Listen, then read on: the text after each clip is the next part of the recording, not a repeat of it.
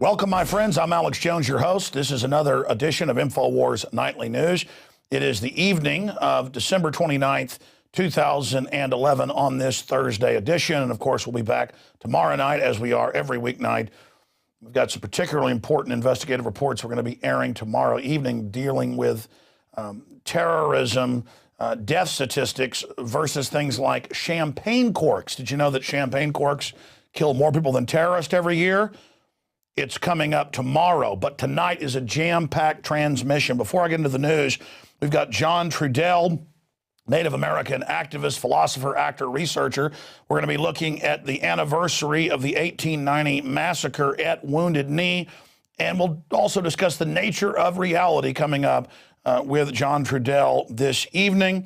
We're also going to be looking in just a moment at cancer viruses in the vaccines and more, because Hugo Chavez is in the news saying that Fidel Castro warned him about the U.S. government trying to give him cancer.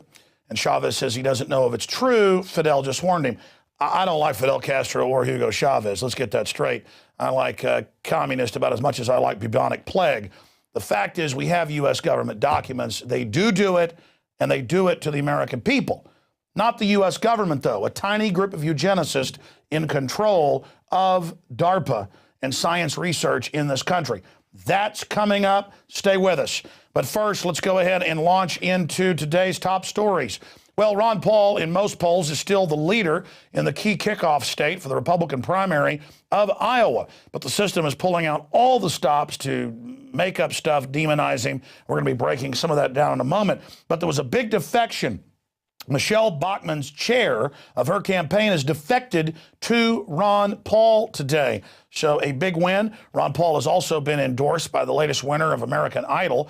Not too important for me, but in this pop culture, it's big news. And Jesse Ventura, the former Minnesota governor, movie star, of course, and host of the show Conspiracy Theory on True TV, endorsed Ron Paul for president today on my syndicated radio broadcast. Continuing here, here's the Daily Beast, a subsidiary of Newsweek magazine. Michael Medved, a neocon rhino there to control real conservatives in this country, came out and demonized Ron Paul for coming on my radio show and talking about world government. And he went on to basically imply that it is crazy for Ron Paul to come on my show. And he also then, out of context with no link, said that I've accused George Bush and the New World Order of planning the extinction of the human race. That's not what I said. I said that there is a population reduction program on record injecting children with syphilis in Latin America, Africa, and the U.S., as well as Asia. There's been programs of forcibly sterilizing women from India to Peru. And that's what he boils all of that down to, and Ron Paul being in my film Endgame that breaks all of this down. You're a film reviewer, Medved. Get it straight. Another ridiculous attack, and the New York Times attacked Ron Paul for being a long-time guest of my radio show. And again, they built more straw men. They didn't actually attack Ron Paul on any of the issues. They said that Ron Paul's crazy because he believes there's a global government being formed, despite the fact that it's admitted that a global private corporate government is being formed. They made jokes about elitist cabals. We've paid tens of trillions of dollars to these foreign offshore IMF, World Bank connected groups. Of course it exists. They went on to say Paul has frequently attacked the alleged New World Order that we have all these presidents calling for, elitist cabals like the Trilateral Commission and the Rockefeller family. David Rockefeller, in fact, I meant to show this tonight. We'll show it tomorrow night. My brain remind me to do that. He came out, remember this is teleprompter free news, in his memoir, 5 years ago. In fact, during the break, we might be able to actually pull that up, and said, I've been accused, and my family's been accused of wanting to end U.S. sovereignty and set up a world government. Well, I've been accused, and I say guilty as charged. In fact, guys, pull up David Rockefeller's memoir, Admitting Plan to End U.S. Sovereignty. You'll find it. It's paid $446, I think, going from memory. I mean, it's right there. In fact, we actually have it on the bookshelf out there. I meant to show that, but here they are treating their listeners, their readers, their viewers like they're idiots. CBS News, New York Times, you name it. Oh my God, he goes on Alex Jones's show and they talk about the mega global rich trying to take over the planet. So he goes on, in conjunction with globalist organizations like the United Nations and the World Bank, wish to foist on Americans. In 2006 column published on the website Lou Rockwell, and it goes on to show him breaking that down. They continue to demonize yours truly. It says, Paul knows where his bread is buttered. He regularly appears on the radio program of Alex Jones, a vocal 9/11 and New World Order conspiracy theorist. You cover real news, you're a conspiracy theorist, because these guys supposedly control reality. In his home state of Texas, on Jones' show earlier this month, Paul alleged that the Iranian plot to kill the Saudi ambassador on United States soil was a propaganda stunt perpetuated by Obama administration. Hundreds of experts came out, even on Fox News, CNN, including Lieutenant Colonel Anthony Schaefer and FBI agents, and said it was staged and fake. But they condense it down like we're all basically crazy. So the system is definitely getting desperate. Oh, we do have the quote here. Let's turn to it right here. Let's turn to it right here on the TV screen. This is from his memoir. Now, the site they found just gives a quote. I think his book's called Reflections. I read it, but I'm going from memory. In fact, after we're done with this, pull me up the, this is live teleprompter free here, okay? Well, we're actually taping the show tonight, but the point is it's live. I'm in here recording this live. We're flying by the seat of our pants. For more than a century, ideological extremists at either end of the political spectrum have seized upon well-publicized incidents such as my encounter with Castro to attack the Rockefeller family for the inordinate influence they claim we wield over American political and economic institutions.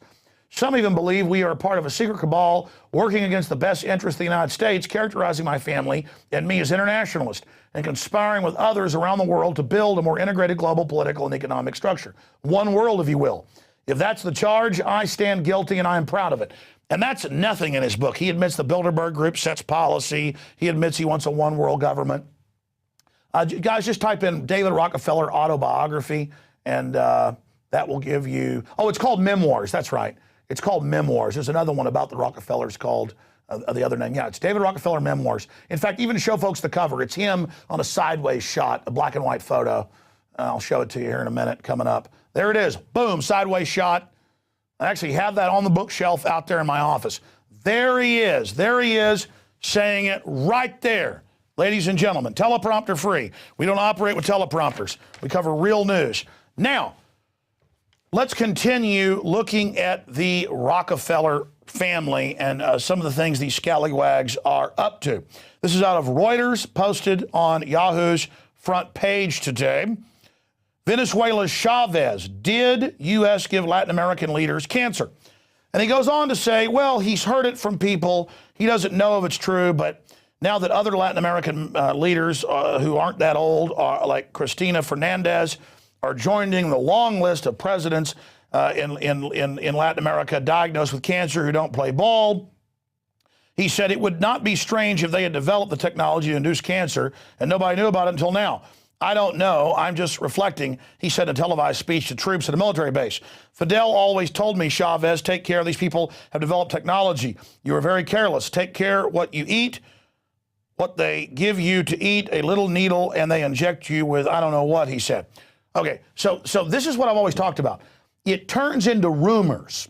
The Gulf of Tonkin to get us into Vietnam was not a rumor. The officers on the ships came back, told the San Diego Herald Tribune, we've shown you copies, that the ships weren't attacked, it was staged. It was a conspiracy theory for 40 years when people talked about it, until they declassified in 2004 that indeed our government made up the attacks on our ships to launch the Vietnam War officially. It was never a rumor. So see, he's lazy, like a communist would be, and no doubt, pal, you probably were given cancer. This is part of a strategic program. I have all the documents right here.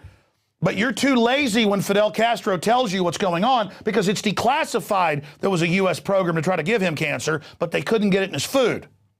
Okay? So he tells you all this, and then what do? You just say, oh, Fidel told me, but I don't have any proof because you're lazy. And this is the problem with people. They don't go to the original source documents. They just shoot their mouths off.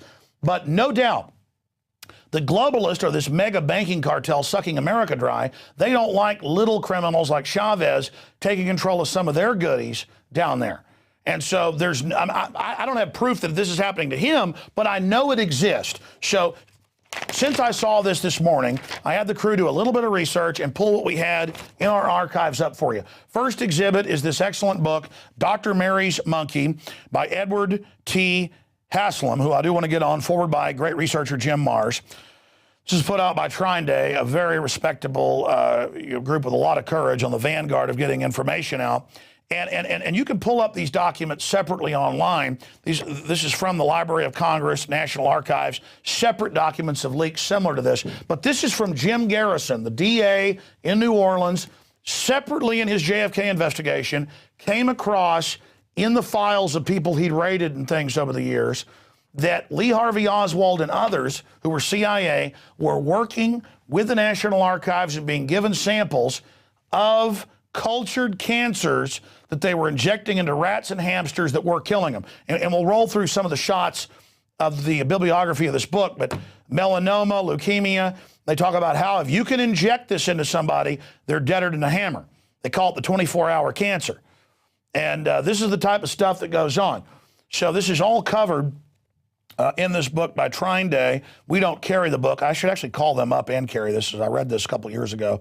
But we'll definitely get Edward T. Haslam on the show to break this down. But you can see Jim Garrison actually entered these into the court record, and you can see him there in the memo, and then it goes through all of these. Now, it isn't just Latin American leaders who don't play ball that get cancer sprayed in their face virally. And by the way, that's what's admitted in these documents, is what's been known since the 20s. The Rockefellers discovered this through their Kaiser Wilhelm Institute in Germany and other institutions.